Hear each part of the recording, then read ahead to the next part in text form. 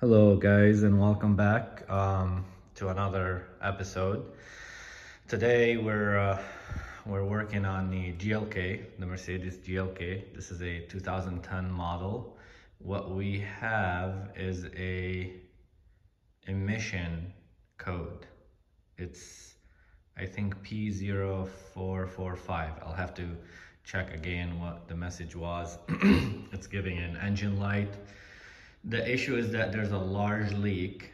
Also, it was saying that the gas cap is loose. The gas cap was not loose. But that's good that it, can detect a more specific or more detailed. So that's good to have. However, I went the easy route. We've put in a new gas cap. We figured, hey, if that solves it, that would be the easiest fix. Unfortunately, we've done that a couple of times already. It's not fixing it. We've also replaced the charcoal canister valve. There's a valve in the back of the charcoal canister. No video on that one. And I hope I don't have to make a video. That was not fun. But anyways, what we're here today to do is to run a smoke test. Smoke tests can be expensive when you take it to a shop, and they shouldn't be. It's very simple. There are ways to buy a smoke machine, or you can make your own like I did, which is very simple. I'll make an independent video just about that. It's just some household items from around the house. There's a pickle jar and there's a sock inside. This is a soldering iron that I don't need and I have an extra one.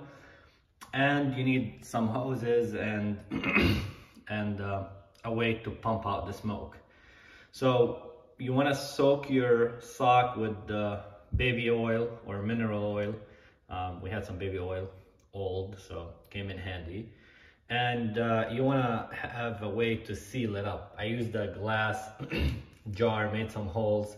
I'll go in detail on that in a separate video. So now it's building up a lot of smoke, as you can see. There's some escaping, look like from here.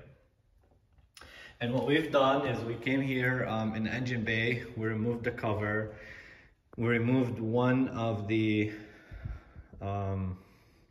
intake tubes, and that's because this is where your valve, the emission valve, and there's nothing wrong with that guy. We checked it already, but this is where we're accessing. So we connected the pipe. These clips are not fun to deal with, but and that is not what's supposed to happen. Every mechanic's dream. Oh, but luckily I can see it, it's down there, so shouldn't be hard to retrieve it. So we're gonna pump the smoke in here, and it's going to go throughout the entire system. And my suspicion is that since the car is telling me that the gas cap is loose, that the issue is somewhere by the gas cap. Also, we might have to remove the fender cover, so we're gonna have to take the wheel off and remove the fender cover because a lot of the tubes are in there. But before doing all that work, why not pump some smoke and see if any of it's gonna come out of this area. Okay, so I pumped out some smoke, and I did end up with a good amount of leak out of here, so I have to improvise. We'll deal with that in 1 second. And everything worked out as it's supposed to. The one thing is that when the smoke pumped and came out of here, it was not coming out of this area. There was nothing coming out of this area. And then when I unlocked the gas cap, smoke was coming out. That tells us that the gas cap is doing its job. And it's sealing, so it's not the gas cap. We know that much this far.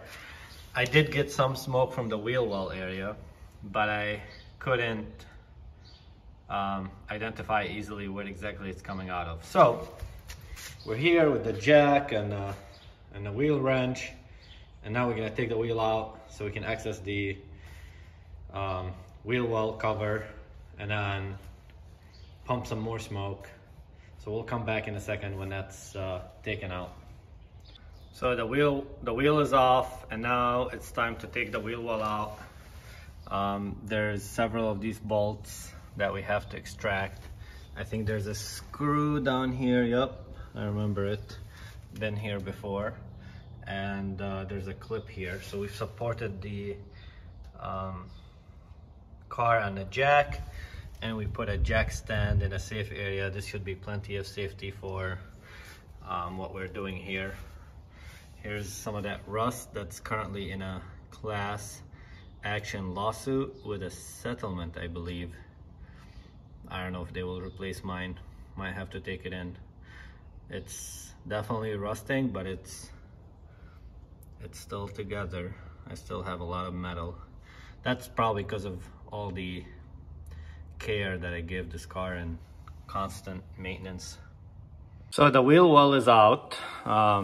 I'll go over that in a second. And here's the gas tank, so to say, tubes. They run down there. And then there's this, I'm not sure why it's shaped that way, if there's anything inside. Plastic. And then here's where you fill in the gas. And that's your charcoal canister. And that's the charcoal canister valve that I already went ahead and replaced previously. To remove the wheel well, you have 5 of these. They are 10 millimeter socket. I used a power tool. And then there's 4 of these plastic pins. And then there's a screw that uses a Torx 20. And the screws down here, and then the plastic pins, one is here, one there, and then there's one here, and then 2 at the bottom and here. And then the wheel well, it came out. These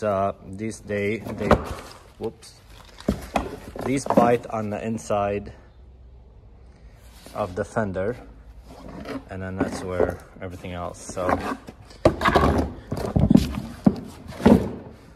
here's the wheel well. Okay, so now we can come back and try and get some more smoke and have a better observation where the leak is that's being detected. I hope this guy is not a problem again. It shouldn't be, but you never know. This is not cheap. It was over $200 just for the part. Yes. Go.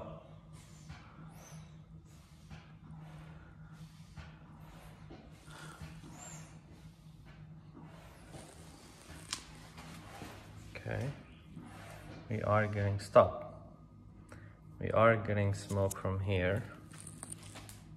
Not supposed to. Again. Stop. Okay. I wonder, is it because we locked that valve?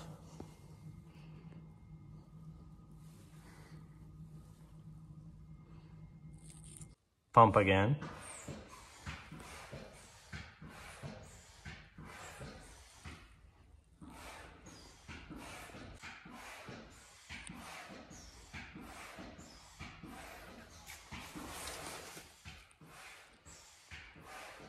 Okay, stop. Okay, so we're back. We pumped a lot of smoke. The smoke went through to the back. And what we've seen is that this is supposed to be in open position while the car is off. So smoke was coming out of there, which is normal. We plugged it with some saran wrap and held it shut, and then the smoke started coming out of the gas cap while the gas cap is on. So that showed that there's a leak here, and it's probably why it's saying gas cap is loose. So we went back, we removed the shrink wrap, and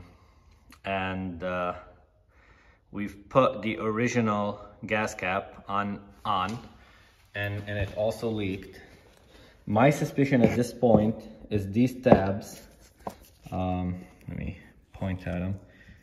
This tab here, and then there's another one up top. The mechanisms on the gas cap press against, and I suspect that they have worn out over time. There's definitely difficult to show in the here. Maybe I can zoom in. You can see some wear marks. I'm suspecting that that's causing the gas cap to not seal tight and the seal to not just stay in contact, triggering a positive pressure. Because here's what happens. When you start your car, this closes. This way, all the vibration and the shaking and the road issues that cause the fuel to swish around, specifically on a hot day, more so because that's when gas wants to expand. There's gonna be a lot of vapor. This is expected to close, and then the canister is supposed to absorb all that vapor. The whole system needs to be closed. There needs to be a positive pressure, and that's what triggers the purge valve in the engine bay to open and combust the fumes in the intake. But when this closes and now the fumes are building up in the gas tank, they are leaking out of here instead of building enough positive pressure to send them to the front of the engine through the purge valve. There's no pump that pumps the fumes forward. It's just positive pressure. But instead of that pressure going to the intake and being burnt, it's seeping out of here, telling the system that there's an issue and it's most likely your gas cap is open. So now I tried to pull these tabs out a little bit. They were bent in more. I'm hoping that helps the gas cap maintain a seal. I do need to investigate if that solves my issue. I don't know if you could be having the same issue. I also want to investigate if this entire aluminum part is replaceable. Because I'm looking down here, I do see some plastic tabs. I am not sure if I want to mess with this yet, because I have no idea how this seals against itself. I have to do some research. So for the time being, we're gonna put the car back together. Now that we have everything open, we're gonna do some maintenance, clean up the area. We're gonna spray some rust protection and then clean those first, and that area and all the rusted area. And then all the rubbers, we're gonna condition them with this rubber seal conditioner. I love this product. This product works great. It is for RV care, but hey, there's many uses outside of RV. And then here, all these rubbered areas, anything, all these joints, you want to spray them, and that's something I like to do when the opportunity presents itself. Stay tuned, will be a follow-up on this video. Thank you for your time. I hope this helped you solve your issue. If you have any questions, leave them in the comments. Please share and subscribe. Have a good day.